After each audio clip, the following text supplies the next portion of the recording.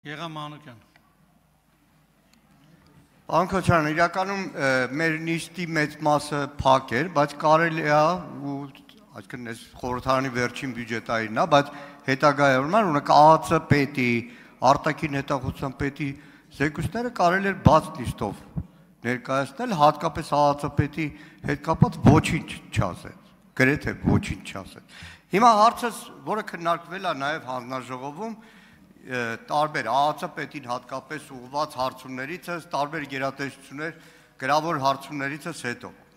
Ի սկզբանե, երբ որ 44-օրյա քննիչ հանձնաժողովը ձևավորվեց, մենք մեր դիրքորոշումն արտահայտեցինք, կասկածի տակ դրեցինք օբյեկտիվությունը, հասարակական վստահելիությունը եւ այլն։ Անցավ 3 տարի, հիմա հասկանում ենք, որ չկա ինչ որ անորոշ բան է, բայց գաղտնի բաժնում դրված է մի թղթածրար, որտեղ կան խայտառակ արձանագրումներ, որ 18 թվականին բարձրագույն զինվորական պաշտոնի նշանակում է կատարել Նիկոլ Փաշինյանը խիստ կասկածելի հիմքով։ Կա արձանագրում, որ բարձրագույն զինվորական պաշտոնի եղել է մարդ, որը չի բացառում, որ այլ երկրի ազդեցության գործակալ է։ Կա արձանագրում, որ տասնյակ միլիոնավոր դոլարների ռազմական գնում է կատարվել հակառակ ձեր զգուշացումների Նիկոլ Փաշինյանին, բայց որևէ արդյունք չունի։ Կա արձանագրում, որ տասնյակ միլիոնավոր դոլարների հոբ համակարգ գնվել, որը անարդյունավետ է եղել, միակ դեպքն է, որ գլխավոր դատախազություն այդ ժամանակ գրություն եք ուղարկել, չկա հետևանք։ Ուզում հասկանամ, անկախ են բանից, այդ քննիչ հանձնաժողովի զեկույցը մտել է ուժի մեջ, չի մտել, բայց այդ ամեն ինչը գրած է ու դրած է ազգային ժողովում, լուծումը որն է, իրավապահները ոնց կարան այդ ուղղությամբ աշխատել։ Պարոն Մանուկյան, լուծումների մասին գոնե ես եւ դուք ունեցել ենք զրույցներ։ Լուծումը դա օրենքով նախատեսված ընթացակարգերն են։ Հիմա ժամկետի հետ կապված խնդիրը ինքներդ էլ իմ համար էլ շատ վիճահարույց է, որովհետև եթե ունենք նպատակ զեկույց ունենալու, մենք զեկույց ունենք։ Եվ այդ գաղափարից ելնելով քննիչ հանձնաժողովի որպես նախագահ զեկույց ուղարկել եմ ազգային ժողովի նախագահին, որից հետո ենթադրում եմ, որ այդ զեկույցը պետք է դրվի լիագումար նիստերի քննարկման։ Ես խնդրում եմ այս մասը ուշադիր եղեք, էլի։ Ես կարծում եմ, որ զեկույցի գոյությունը դուք հիմա նշում եք բաներ, որ ինձ ես պատասխան չեմ տալու, որտեղ անձամբ ես եմ գաղտնիության բանը դրել, հույժ գաղտնի, ես չեմ դրել խիստ գաղտնի, որտեղ այնտեղ ով որ կարդացել է, եւ ես կարծում եմ, որ լավ կլիներ, որ բոլորը կարդային, որտեղ այդ աշխատանքը հիմա գտնում առաջի բաժնում, բայց պարոն Մանուկյան, որպեսզի ձեր նշած կառույցներին դուք նամակը գրեք եւ ստանաք պատասխան, մենք հիմա կազմակերպել ենք ազգային ժողովի աշխատակազմի հետ, պարոն Առաքելյանի հետ, պայմանավորել ենք, որ այն ամբողջ 16000 էջից բաղկացած նյութերը պետքա տեղափոխվի առաջի բաժին, որից հետո պետքա որոշում կայացվի այդ նյութերին հասանելիություն տալ պետական այն կառույցներին, որտեղ իրենք այդ ուսումնասիրելու եւ որոշումներ կայացնելու հնարավորություն կունենան առաջի հերթին գլխավոր դատախազություն, ազգային անվտանգության ծառայություն, պաշտպանության նախարարություն, որտեղ այդ ամբողջը մեկ տեղված է այս շենքում։ Ուրիշ տեղ չկա, որ այդ ամբողջը դրված լինի։ Այդ արխիվը շատ կարևոր է, որպեսզի հետևանքները իմ եզրակացությունը, որը ներառված է անձամբ իմ զեկույցի վերջին մասում 45 կետից բաղկացած, դրանք շատ կարևոր են, որպեսզի մենք դասեր քաղենք, թե ինչ է եղել։ Իսկ ինչ վերաբերվում է դուք ասացիք կադրային քաղաքականության, Արշակ Կարապետյանին կարծեմ վերջերս նորից հետախուզում են տվել։ Շատ լավ։ Իսկ ինչ վերաբերում է հոպի հետ կապված, պարոն Մանուկյան, հոպի այդ մասը ասականների, երբ որ տեսանք մեծ ծավալի, հա, ինչ որ ասեմ բաց թողումներ, անմիջապես քննիչ հանձնաժողովը որոշեց, որպեսզի այդ նյութերը ուղարկի գլխավոր դատախազություն։ Թե ինչ ընթացք ունեցավ, կարելի է նաև հետաքրքրվել հասկանալու համար, որովհետև սպառազինության ձեռքբերումը գիտենք շատ վիճահարույց է եղել տարիներ շարունակ եւ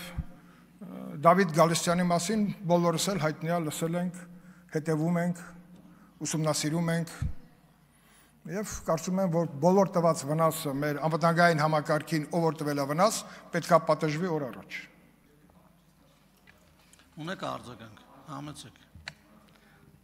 Բանկոչյան, Արշակ Կարապետյանի ամենագությանը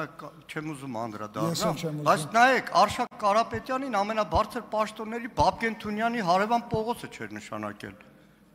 Բաբկեն Թունյանի կողքին էր նշանակել։ Այսինքն հիմա այնիչում որ մեղադրում են Արշակ Կարապետյանին, դրանից հետո Արշակ Կարապետյանին նշանակել են ավելի բարձր պաշտպանության նախարարի պաշտոնին։ Հիմա դեռ ավելին, այդ ժամանակի գլխավոր շտաբի պետ վերանշանակել են այն մարդուն, որի մասին զեկուցում բավականին բաներ կա, հիմա չեմ ուզում դրանց անդրադառնալ, որ գերատեսչություն ասում եմ, եւ բայր, այսպիսի արձանագրումներ կա, ասում զեկույցը չենք ստացել։ Հիմա հասանելիությունը մեկ բան է, իսկ պարտադիր ուղարկելը մեկ բան։ Տիկին Սարգսյան, Քոչարյան Անդրանիկին չլսեք գաղտնալսումների հարցով եւ առողջ մրցակցության մեջ խնդրում եմ ԱԾ-ի հետ չմտնեք։ ԱԾ-ի գաղտնալսումները այսենց հայ ժողովրդին արդեն կերակրել են։ Հերիքա։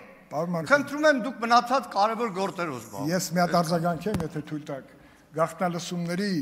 մասին օրենք կան թվում, դուք ասում եք օրենք խախտենք։ Չեղա, պարոն Մանուկյան, դուք միշտ օրինապաշտ մարդ եք եղել, խեք դες բաներ անում, չի կարելի այդպես։ Պարբերաբար։ Տիկին Սարգսյան, շարժում ենք օրենքով եւ ֆինանսների նախարարին ես կխնդրեմ, որպեսզի աջակցի այս խնդրի լուծմանը։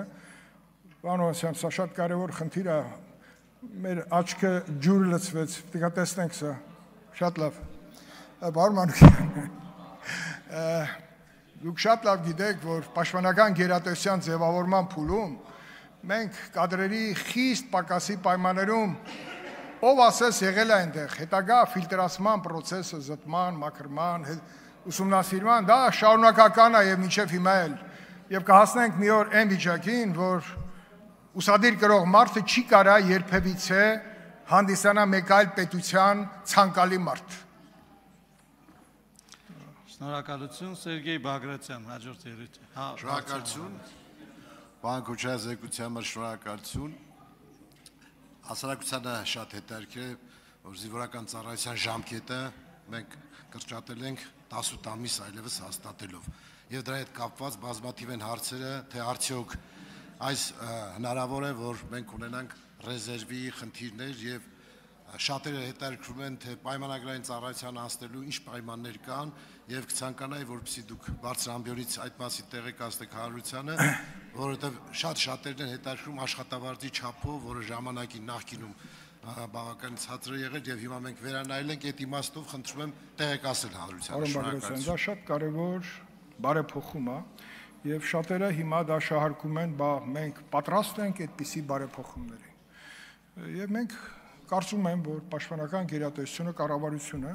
որտեղ գրել է մի քաղաքականություն ոչ թե հետևից գնա, այլ դիմացից գնա։ Կառավարության ծրագիրն ինչ ասում, ունենալ նոր բանակ, պրոֆեսիոնալ բանակ, ժամկետների մասին խոսվել է շատ վաղուց։ Հիմա ժամկետի խնդիրը, երբ որ արդեն որոշում ունենք, դրանից բխող բոլոր հետևանքներով, նշանակում է գլխավոր շտաբը պետք է անի իր հաշվարկները։ Ամսի 24-ին ես գիտեմ, որ կառավարությունը ներկայացնելու է հանձնաժողովում քննարկվելու է այդ բարեփոխման հետ կապված հարցերը։ Պաշտպանության նախարարը ելույթ կունենա, հարակից ես եմ լինելու եւ մանրամասն կներկայացնենք նաեւ թե ոնց ենք պատկերացնում այդ փոփոխությունը, ինչ հնարավոր խնդիրներ կար առաջացնի, բայց ապագայում մյուս ծրագրերը, որոնք գործում են, պաշտպանը հայրենիաց եւ այլն, դրանք ինչպես պետքա, ինչ տեմպերով պետքա լրացնեն այդ խնդրի հետ կապված հաջորդական նպատակները։ Կարծում եմ 24-ին դուք կմասնակցեք մեր նիստին եւ այնտեղ նիստը բաց է լինելու, այնպես որ արժ չկա։ Խնդրեմ արձագանք։ Շնորհակալություն պատասխանի համար, պարոն Քոչարյան, եւ նաեւ այն ռազմավարական որոշումներ, որ մենք ընդունել ենք, եւ դրա հետ կապված նաեւ որոշակի երկրներ հայտնում են, որ իրենք օրինակ թե ընդունել են նատոյական զարգացման ընթացք, այսինքն զորքերի եւ զինատեսակները այլևս նոր ստանդարտների են անցնում։ Մենք ունենք նման ռազմավարական ծրագիր, թե մենք ինչ հայեցակարգով ենք բանակի զարգացումը տեսնում։ Պարոն Բագրատյան, եթե ուշադիր հետևել եք սերժանտական համակարգը, որ սկիզբը դրվեց, հենց ներքին օղարկների համալրումը այնտեղ նաեւ բովանդակային առումով կառուցվածքը ըստ էության դարձնում է ավելի կառավարելի ներքևում, իսկ մյուս ծրագրերը, որոնք դրված են այսօր պաշտպանական մեր նպատակների հիմքում, նաեւ սոցիալականն է։ տալիս են այն պատկերը, որ բանակի գերավչությունը պետք է բարձրանա։ Միակ բանը, որ մի քիչ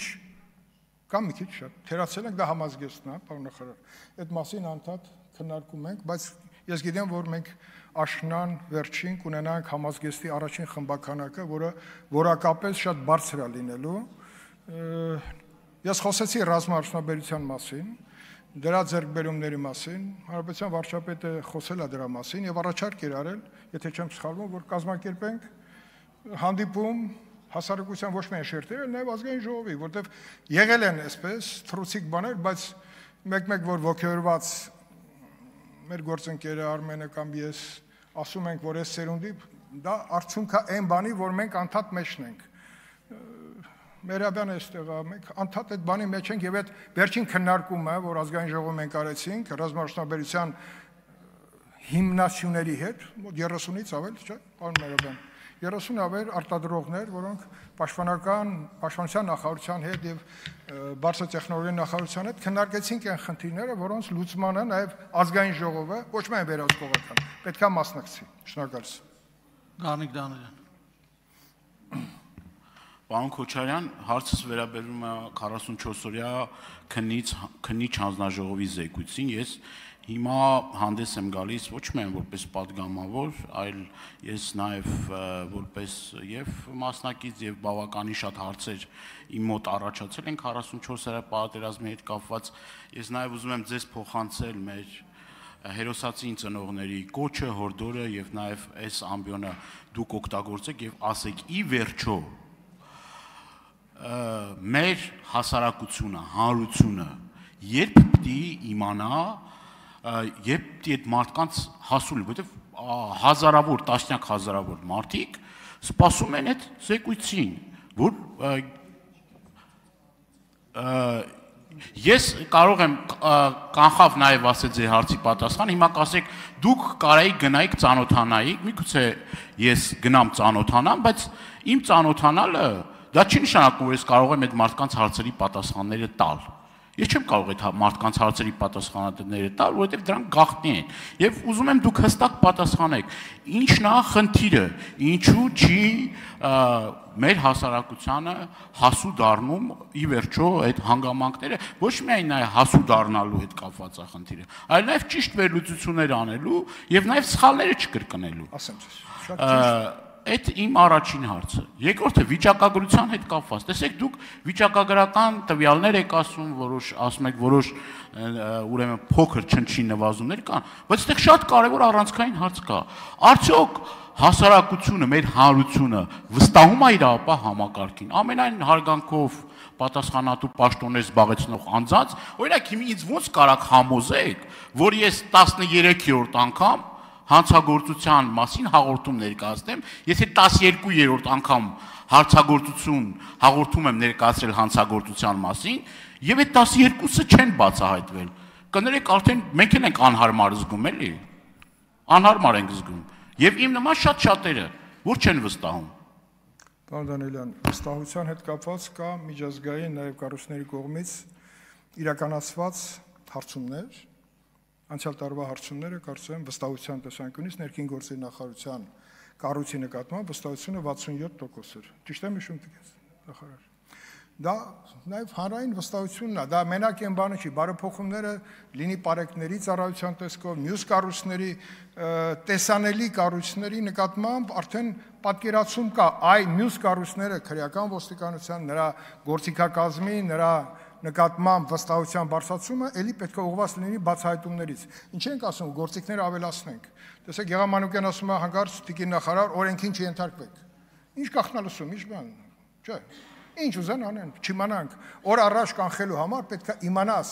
ինչ իրավիճակ է, այդ որ ասենք պրոֆիլակտիկ գործողություններ, դա միայն թաղայինների չի, որ դռան զանգը տան, ասեն երեխեքը լավ են, կանայք մարդը կնոջը չի, բանալ չնայած ընտանեկան բռնության մասին շատ կարևոր օրենք ընդունեցինք, եւ այդ օրենքն էլ այսօր կիրառման մեջ է, բայց ես վերադառնամ քննիչ հանձնաժողովի ձեր ասացին։ Պարոն Դանիելյան, այնքան լավ կլիներ, որ դուք մասնակցեիք քննիչ հանձնաժողովի աշխատանքին։ Օրինակ քարորիայի աշխատանքին մեր ինդիմադիր գործընկերները մասնակցել են եւ դրանից մեր աշխատանքի որակը ահագին բարձր եղել։ Հիմա էլ ես կարծում եմ որակը բարձր է։ Ինչի է ստեղծվել այդ քննիչ հանձնաժողովը, ինչի է հանրապետության վարչապետը 10 ժամ եկել, հանդես եկել բաց եւ փակ մասերով։ Պաշտպանության նախարար Տոնոյանը եկել է, բաց եւ փակ մասերով։ Գլխավոր շտաբի ներկա եւ նախկին պետը։ Դրանք արձանագրություններ են, տեսագրություններ են, որտեղ շատ բան կա, որի գաղտնիությունը, եթե դրված է, ոչ մեկը չի կարող խախտի, բայց գոնե մենք գնանք ծանոթանանք, ինձ հուշում է ազգային ժողովի նախագահը, որ այս պահին, չգիտեմ, նույնիսկ ամոթ է այդ թիվը ներկայացնել։ 2 հոգի, թե քանի հոգի են ծանոթացել։ Բայց մենք արդեն նախաձեռնել ենք մեր հսկա արխիվը տեղափոխում ենք ներքև առաջի բաժին, իսկ արխիվային նյութերը շատ կարևոր են, որտեղ զեկույց եթե 200 էջ է, իսկ նրա մեջ եզրակացությունը 45 կետը շատ կարևոր։ Եթե դա հանրայնացված լիներ, չեմ կարծում, որ Սերժ Սարգսյանը կխոսեր մեր պարտության իր պատկերացումների մասին։ Մեր պատկերացրած պարտության ամբողջ արձանագրումները ներառված են հավաքագրված փաստարի, որին դուք բոլորդ կարող եք ծանոթանալ, նաև այն արձանագրումներին, այն տեսագրություններին, որ մենք հաջողվել է ձեռք բերել, նաև այն վերլուծությանը, որը պաշտպանության գերատեսչությունից մենք վերցրել ենք եւ իրականացրել ենք մերը, դա գոնե փակ մասով մեզ համար հասանելի է, եկեք դրան ծանոթանանք, իսկ մյուսը թե հասարակությունը ինչ պիտի անի, որտեվ ազգային ժողովի նախագահը երբ որ ասեց գտնենք ձևաչափ լսումներով, ես ընդդիմացա, ինչի, որտեվ լսում նշանակում է բաց, հույժ գաղտնի նյութը բաց լսումներով, այնտեղ կան բաներ, որ պարզապես չի կարելի ասել, բայց դրան պետք է իմանալ, բաները տեղի ունեցել, որ երբ որ ասում են իշխանությունները միտումնա, որ բան դավաճանական կներեք, ես մի փոքր, այսպես իմ հարցազրույցում եկում մի բան ասեցի, բոլորին թվում էր, թե ես նենց վրիպում եմ արել, չէ, ես ուզում եմ ասել, որ այդ ժամանակ ամեն ինչ հնարավոր է, որ կարելի էր անել, արվել է։ Արվածի մասին արձանագրումները զեկույցում է։ Գնացեք ծանոթացեք։ Պարոն Քոչարյան, թույլ տանք արձագանքի։ Այո։ Արձագանք, պարոն Դանելյան։ Հա։ Պարոն Քոչարյան, ես էլի իմ հարցերի պատասխանը կներեք, բայց չստացա։ Մեքենայի գողությունները։ Չէ, մեքենաների, չէ, 44-օրյա պատերազմի հետ կապված։ Դուք ինքներիդ եք ասում, որ շատ կարևոր է, որ մեր հանրությունը, էլի կծանոթանանք, խնդիր չի։ Ես այլ բանի մասին եմ ասում, ուրիշ բանի մասին եմ ասում։ Ուզում եմ ձեզնից այդ պատասխանները լսել։ Ի վերջո դուք էլ եք կարևորում եւ շատ շատերը կարևորում էին, որպեսզի գոնե թե ինչ որ մի մասը հանրությանը հասանելի լինի։ Հիմա չկա էդի, տարիք դրել եք արխիվում, ասում եք շատ կարևոր է, անչափ կարևոր է, հույժ կարևոր եւ այլ, բայց արխիվում է։ Ես կարամ արձանագրել։ Չէ, ես վերջացնեմ նոր։ Հայ, որ արձագանք եմ, էլի։ Այդ դրա պատասխանը տվեք։ Շատ լավ։ Իսկ ինչ վերաբերվում է այդ իմ ասածին, հարցը նրանում չի, թե մենք շատ ենք այդ վստահելիության հարցը կապված է բացահայտելու հանգամանքով։ Անձով չի պայմանավորված։ Եվ շատ կարևոր է այդ որ բացահայտվեն այդ դեպքերը, ոչ թե առավոտը գալիս են տեսնում են մեկի ավտոյի կեսը չկա։ Կեսը չկա այդ ավտոյի։ Տարել են։ Ուշացել եք։ Եղել են դեպքեր, որ արդեն մեքենայի ոչինչ չկա։ Կապոտից սկսած։ Բայց դա խնդիր է, որ պետքա չէ, իրականություն ասա, ինշուրանս ընկերությունները թող մի հատ վերլուծեն ինչա։ Կապոտով թազա BMW այդպես պատմություն կա։ Հիմա ես ձեզ ասեմ քննիչ հանձնաժողովի այդ մասով։ Մեր որոշելիքն է։